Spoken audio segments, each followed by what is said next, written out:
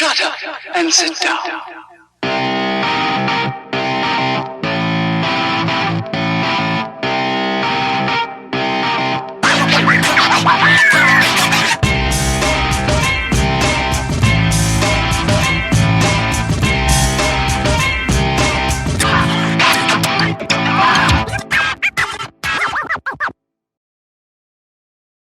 Next up, we have Gleb Bahmutov. I hope I'm pronouncing his surname right, Gleb.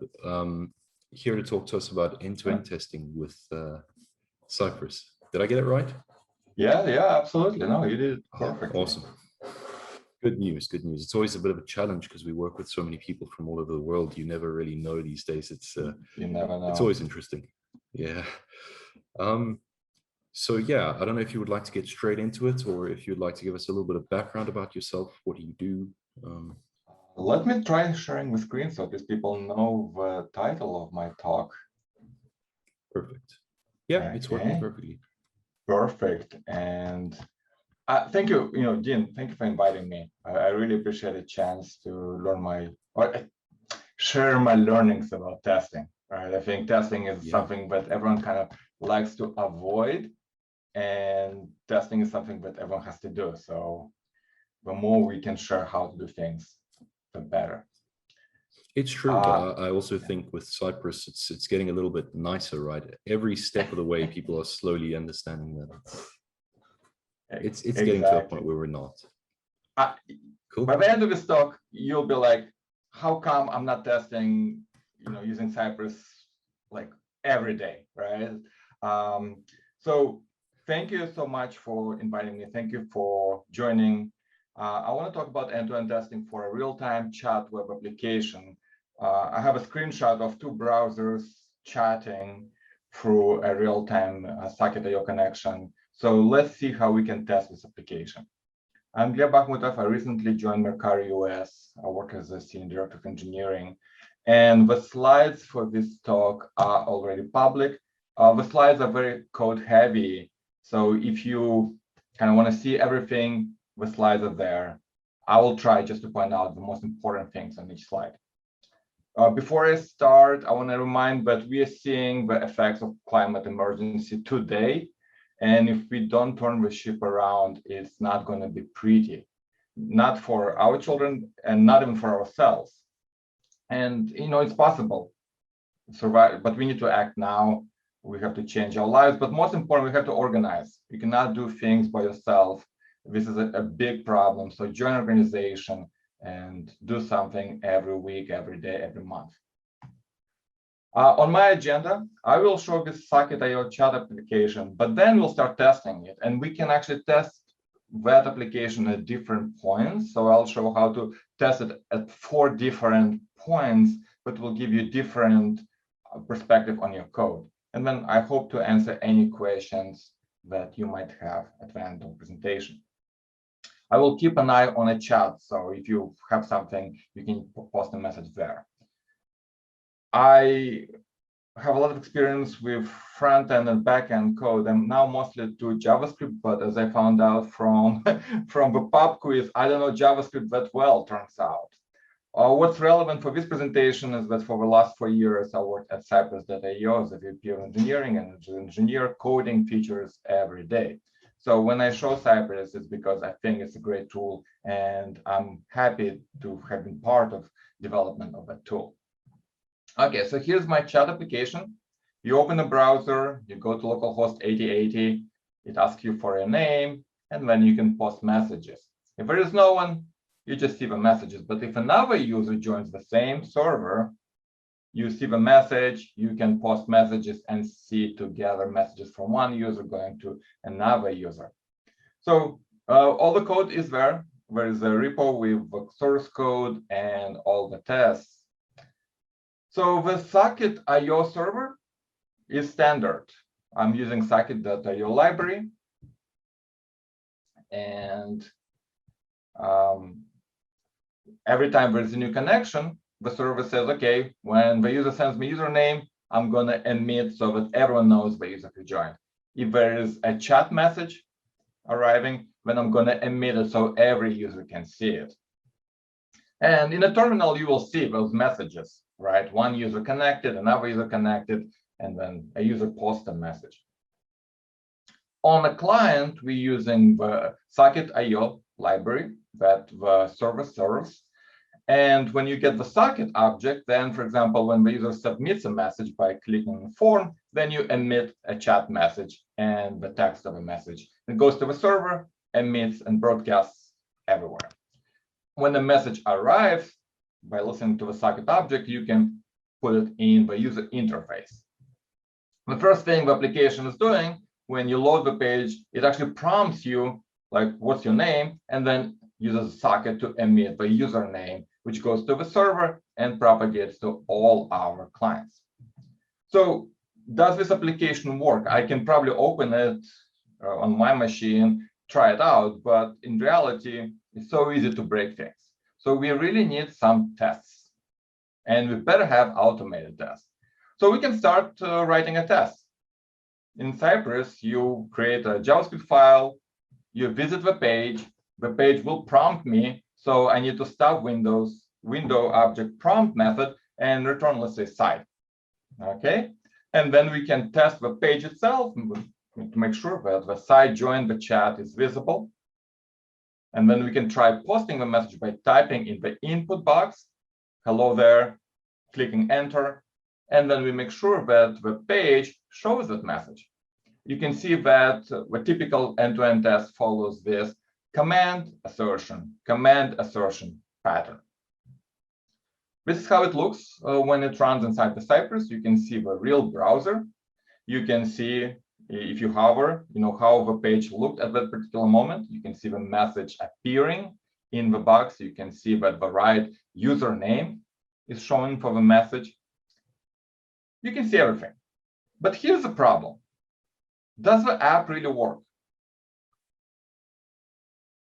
If a second user joins us, will the second user see my messages that I sent through the page? If a second user sends a message, will they actually propagate all the way to my page? We don't know that. We only tested that the page shows what I typed in. Maybe the application just mirrors the images and doesn't send them anywhere. The problem of testing a system like this is that the test has to draw the line somewhere. Which part do we test and which part is not tested? Where do we stop? Where do we stop the propagation? Well, we have a browser page. There is some application code like I showed. There is a WebSocket socket object, and that socket object communicates through WebSocket protocol with the server, and that actually emits it and it goes to another browser. Well, we can start by just stopping or mocking the application code. So we don't even allow the application to call the WebSocket methods to send the message. Perfectly fine. Well, we can stop the WebSocket object so that our application code really calls the WebSocket method, but we stop those methods and we don't actually send the message to the socket.io server. Inside Cypress, there is a built-in network interception mechanism. So if we used regular HTTP calls, we could stop those methods or spy on them and observe and confirm it. Unfortunately, Cypress cannot stop WebSocket messages right now. So we cannot do this. But from the Cypress test, we can connect to the socket.io server and act like a second user. So one normal test operates through the page, another part of code will go to the socket.io server and act as a second user.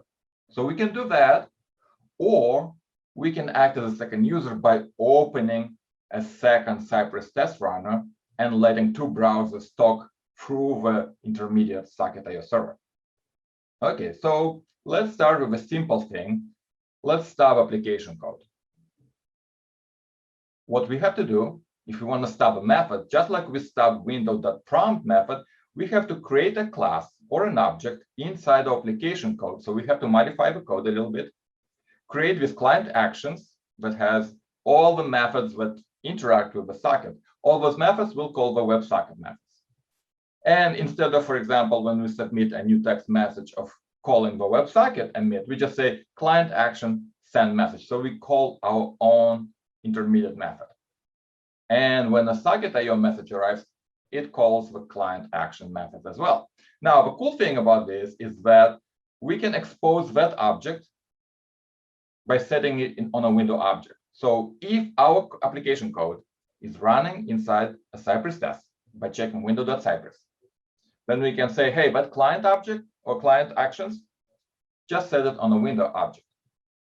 The test then can watch for that property to be set, grab a copy, and start spying on the method on client actions. For example, when the page loads, it calls set username, so we can get username Alice and say, hey, it should have been called with a name I actually typed in the window prompt. Okay, right here.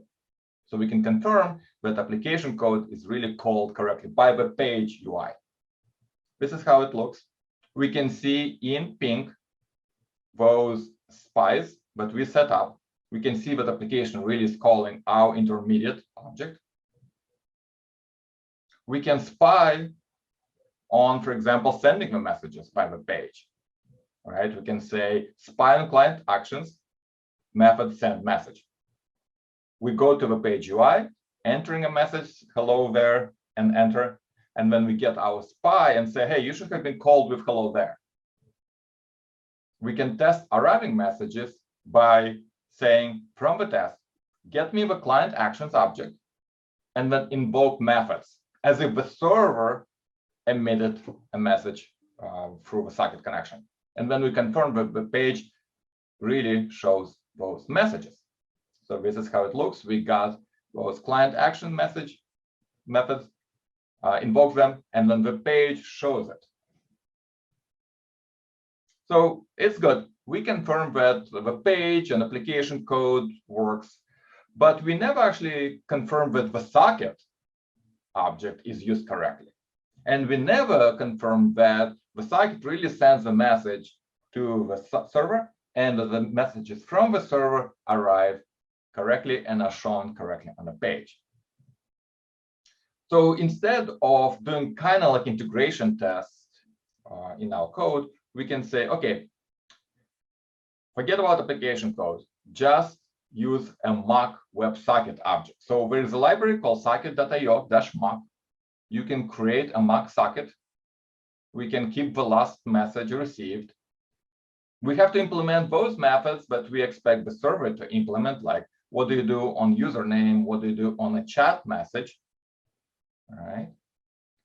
And then we have a problem. Well, our page connects to the localhost 8080 when we run. But instead, we want to substitute this test socket that we just created. We could have done this, right? We could have said, if we are running inside a Cypress test, then use the test socket and not the localhost 8080. And the cool thing about Cypress is that it runs in the same browser window. So we can actually do this ourselves from the test. So here's how we can do it. So when we request a page, right, like when we load the local host, Cypress has the intercept command. That intercept can intercept any HTTP request. For example, it can intercept the page itself, and then it can replace in the body of the page, hey, connect to localhost 8080 with window.testSocket. So we rewriting the page on the fly during the test to say, do not connect to localhost 8080, instead use this test socket object. Where is this test socket object coming from? We are creating it when we're loading the page, and we're setting it right there. Because it's the same window, the spec and the application are sharing the window object when we want to. And we can set the test socket object and pass the reference. And so our page, when it loads, thinks it's using localhost 8080. In reality, it's using the test socket object. And this is how it looks. Okay, the messages don't go to the server anymore. Everything is stopped. Again, the test iframe where the spec is running is in the same window, so it can actually pass the reference to the object into our application. So that application is using a mock socket. Then we can work with this, right? We can say page, enter message type, right? that goes to our user's mock socket, which keeps last message around. We can confirm that the last message is whatever the page has sent, so we know it's wired correctly. We can take our mock socket, emit something, and then go to the page, make sure it's displayed correctly. So it looks like this. Again, doesn't go to the server, instead just goes to the mock socket object. So we know the application code is using the mock socket correctly. So we confirm slightly bigger surface in our application. We confirm that the UI code is working, any intermediate code is wired correctly, and the WebSocket is called correctly. But we still have no idea if the server is working or not. The server could be completely broken, and so we have no confidence in that. So one thing is that I described all different types and stages of testing a socket in detail in those 3 blog posts. So if the slides are confusing or you want to see more details, read the blog posts. Okay, so let's confirm that the server is working as well. We want to exercise the socket.io server, which means during our test, we want to control the page and go through its UI. And we want to connect and simulate the second user talking back and listening to the messages by connecting to the same server. Here's how we can do it. When we are loading the page during the test, we can use a socket.io client library. Okay. We can create the user, load the page, right? And then we can open a connection to the same socket.io server from the test iframe, saying connect to localhost 8080. We can emit the username so that the second user has a name, in this case, Ghost. We can listen to the chat messages arriving for the second user. And when the first page types something and sends it, then we can just check when it arrives. Okay, so here's how we do it. We are emitting from the test through the socket a message hello from the second user. It goes to the server, and then we check the page using site-contains command right here. But the message arrived in our page. So we're going full circle from one user to another. If we want to go from a page, we can type something on a page, hello there, and give a random number. Remember, this is live server, so there might be different users at the same time. So we cannot use something that can clash with another user. So we'll say hello there and give some random number. Once we send it, then we have to confirm that the last message, that our second connection from the spec file to the socket.io server really received what we've just sent. So here's how it looks. Notice this is very, very fast. Right? The page loads, has a second connection, and then communicates back and forth, back and forth. One side goes through the page UI. Another side of the test has direct connection, a socket.io connection to the server, so they can communicate back and forth. Now, I don't like the second connection directly from the page. I think this might be confusing. This might run into restrictions. The page might need authentication from the spec. I actually like something else. So when Cypress controls the browser, you have your application code, you have the spec file. This all is in the browser. But you also have a node process that actually starts the browser. We call it Cypress plugin file. And the test and the plugin file can communicate back and forth easily. So we have our first connection to the socket.io from the page itself, right? That's the application client. We can open a second connection to the socket.io server, not from the page itself, from the test, but from the plugin file, just to keep all the details separate. And then we call those methods for connecting, sending messages, checking messages on the server by using site task command. So that's the command that allows the browser spec code to communicate with a plugin file where we can actually have a second connection. I think to me, this is much cleaner way of having a second separate connection to the server. Okay, so yeah, but at the end of the day, you probably will ask me, Gleb, I really want to have two browsers side by side, just like I would have two users sitting side by side communicating through two browsers without any sort of like low-level socket IO connections. So how do we run two Cypress instances at the same time? Well, because we now want to run different specs. One spec runs the first user script, another one runs the second user script. They both operate strictly through the page UI. We're no longer opening separate connections to the Socket.io server. We just want to visit the page, find the input box, type a message, send it, then see a message arriving back. So they all operate strictly for UI. But we need first spec just for the first user, and the second user has its own spec, which is very similar, but probably uses different names and different order of expected messages. If we use a combination of normal specs and separate specs, we probably need to create a separate Cypress config file so that we separate those two configs. So I would create site first user, where I'm pointing just at the first spec, and this, I'm separating the screenshots folder and video folder, because we'll be running two Cypress instances. They cannot overwrite each other files and clash. So we have two config files. And we can start both two Cypress instances to run first spec, second spec, using a tool like concurrently that opens two Cypress runs commands. Then this is how it looks. Two Cypress browsers. Hopefully, one goes correctly through the first spec. Second instance goes through the second spec.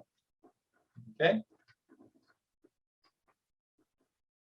Now, this might work, but in practice, you will see a couple of shortcomings. The first one is that on CI, you usually have to start X11 XVFB server. Now, Cypress has one built in, so if it notices there is no X11 server, it will start one up. Well, if you have two instances starting at the same time, there'll be a risk condition, right? And because it's such an edge case we consider, right? They could actually, the second server will just say, oh, I could not get a log file, so it will just exit with an error. So even starting two Cypress instances is difficult. So you probably need to start the first one, wait 5 seconds or 10 seconds, and start the second one, so it can use the first X11. But even worse, but tests really don't wait for each other, right? They are kind of blind. They can, you start the first instance, it tries to open a page, but by the time it starts, the second one comes up faster. And so all the messages will be in different order. So when you write your first spec and you assume, oh, I'm going to post a message, a reply will come in, and then I'll post something else, reply will come in. Well, in reality, you just post a message and you hope that reply goes in the right order, and not just like reply arrives before you write something. What we really want is something else. We want to really control how those two test runners run the test. For example, the first one, the first spec, needs to open a window first. It has to wait for its name to appear, like first user joined the chat. And then you want the second test runner to open the same localhost 8080. And then in the first spec, you want to see the second name appear during the chat. Then you want to send a message to the second user. The second user has to acknowledge the message, check it, and then send the response, and you want to see it back. So you really want to synchronize the two test runners. And if you want to synchronize two test runners, guess what?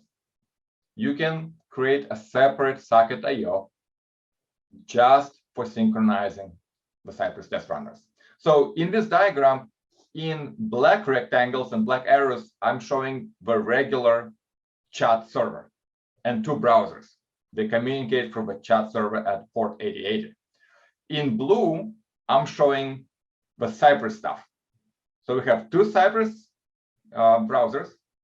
They both have plugin files, okay? And they have in a bottom left corner a separate socket.io server just for the purpose of two Cypresses communicating and syncing and doing checkpoints and waiting for each other.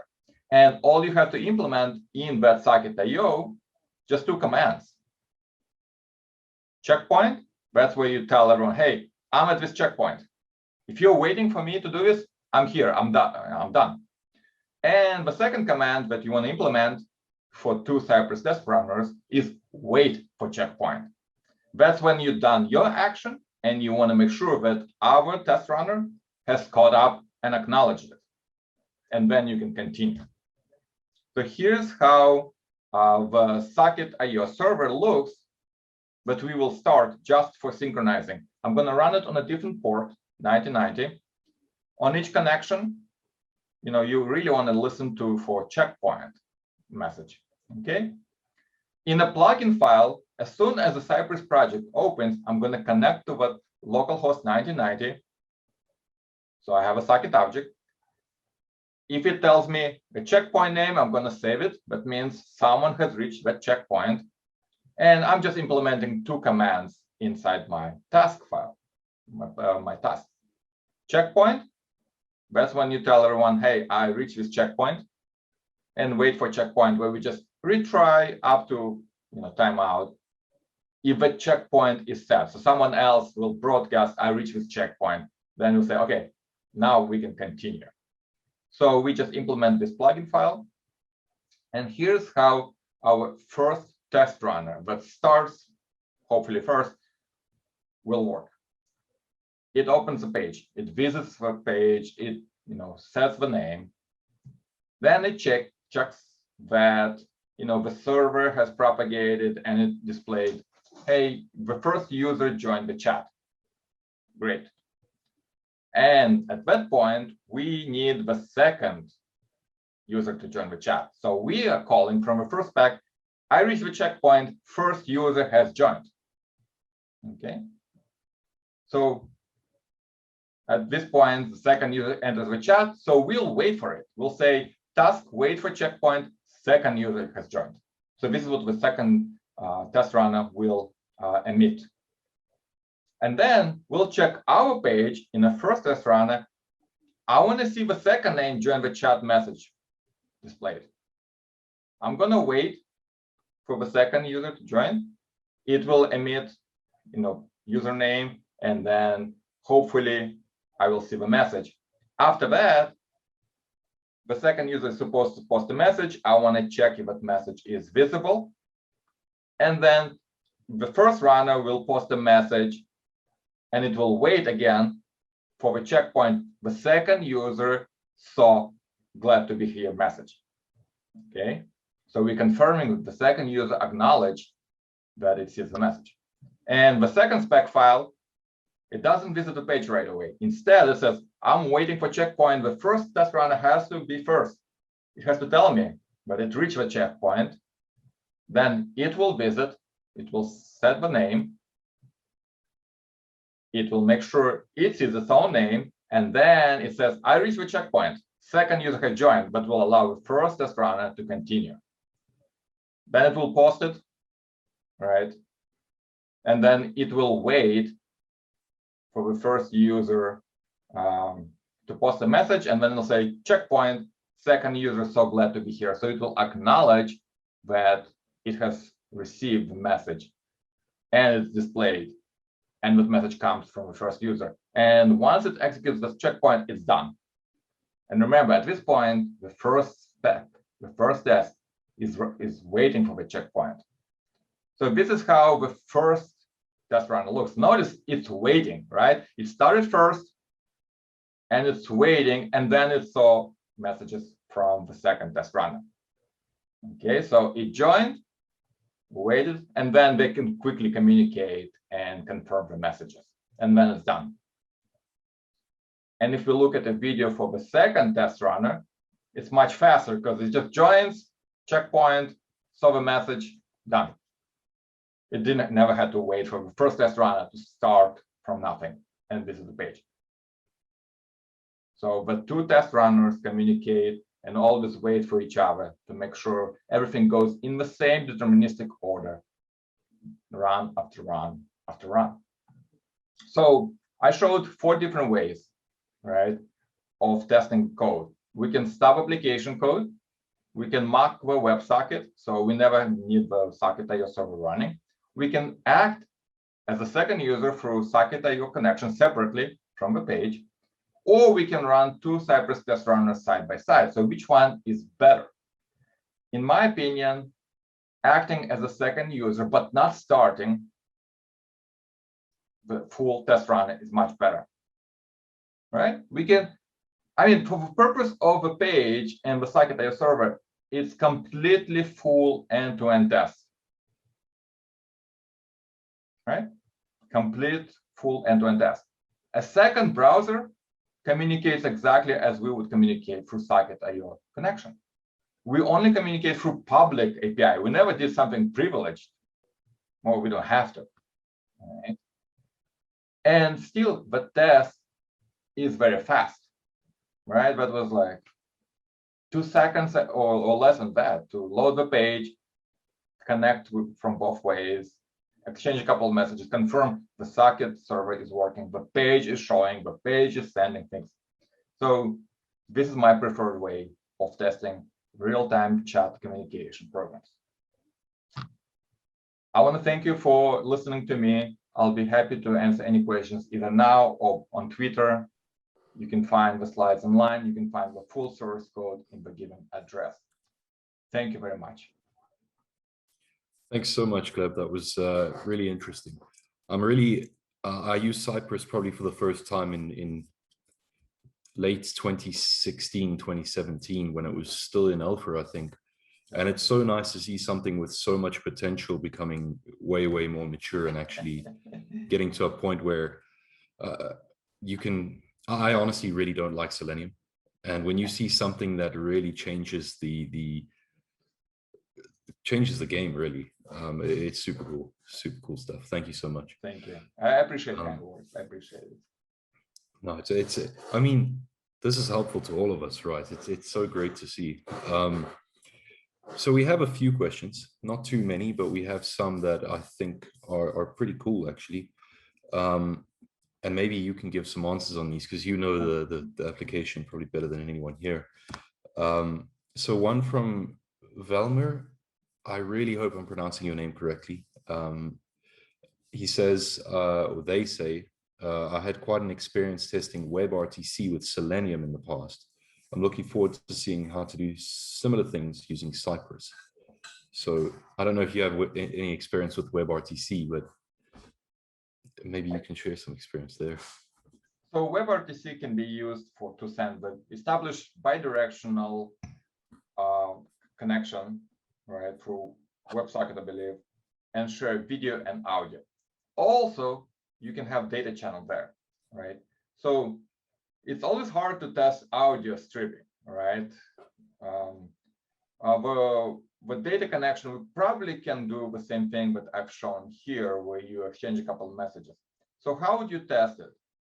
You probably don't want to stop anything inside the page, right? You want to have full end-to-end test.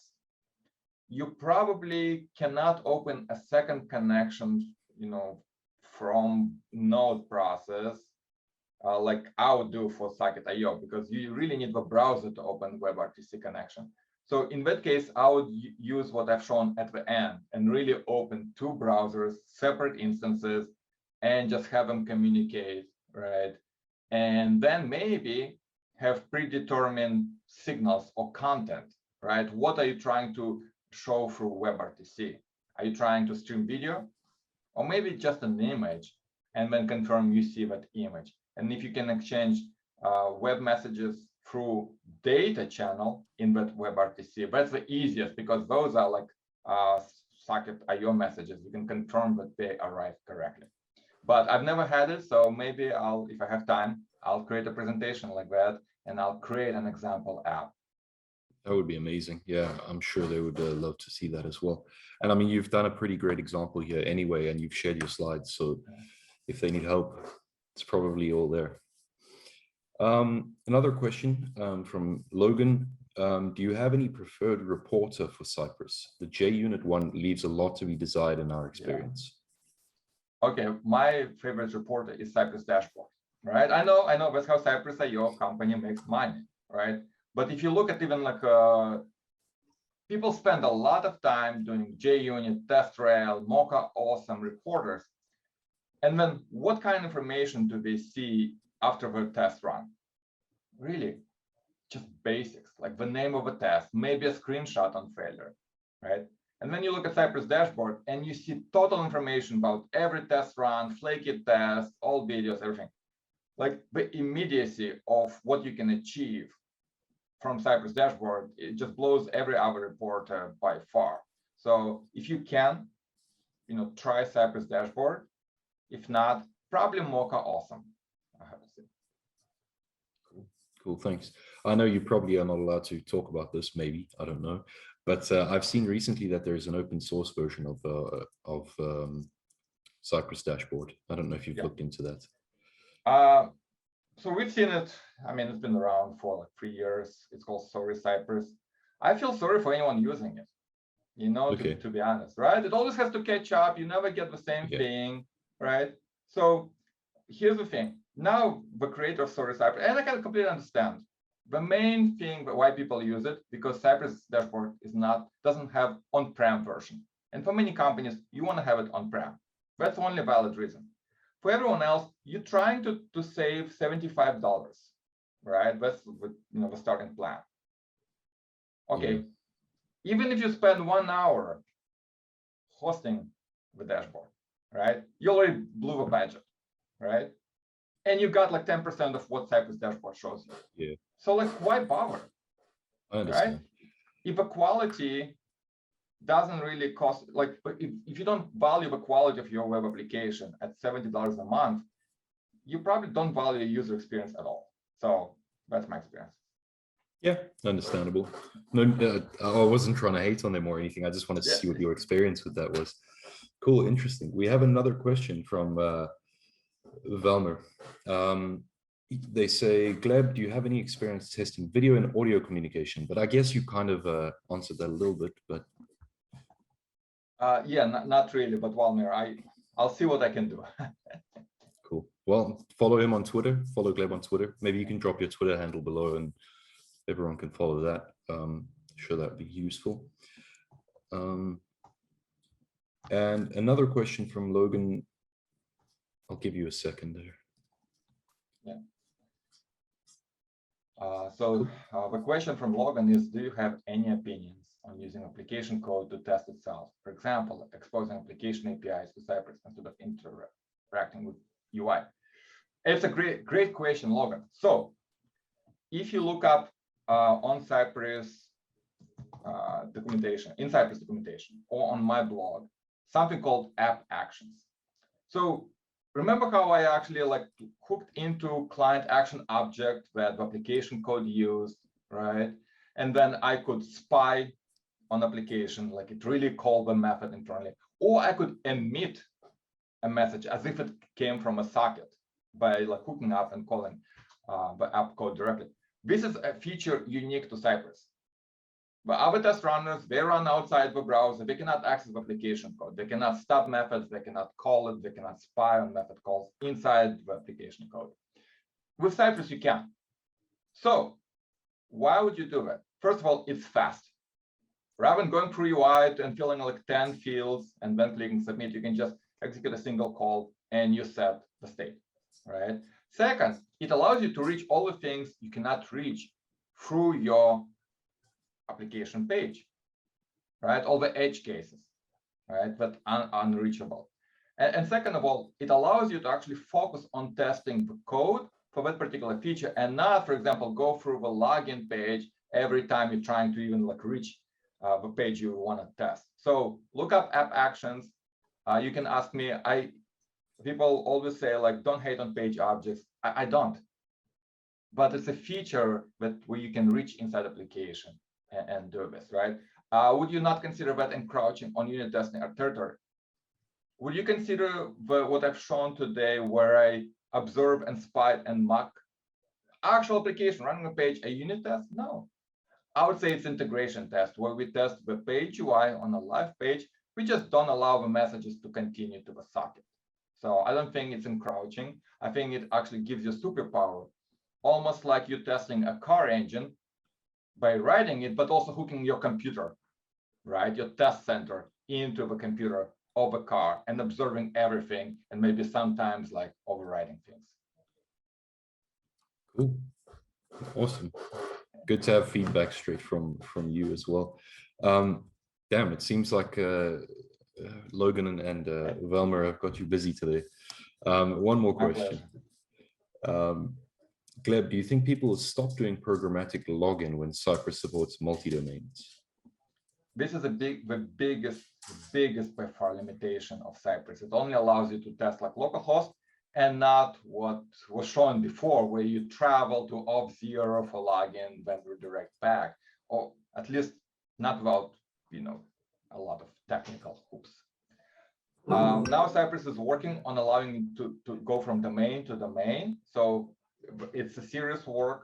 It's under development. You can see the pull request. After you do that, logging in should be programmatic, honestly, right? So at Mercari, we're evaluating Cypress right now. Big surprise, right? And we have tests that run for like first minute of every test, end-to-end test, is just logging in, like literally creating an account every time, logging for UI.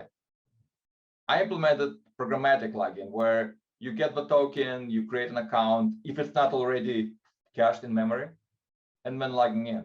You know how long does login take? 2 seconds. And then you are doing your test.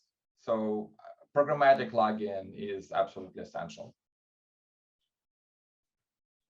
Cool, thank you. It seems like you have a pretty strong opinion on that, but I can agree completely. I can completely agree. Okay, it seems like we're out of questions for now, and it's almost perfectly on time. Thank you so much for your time, Gleb.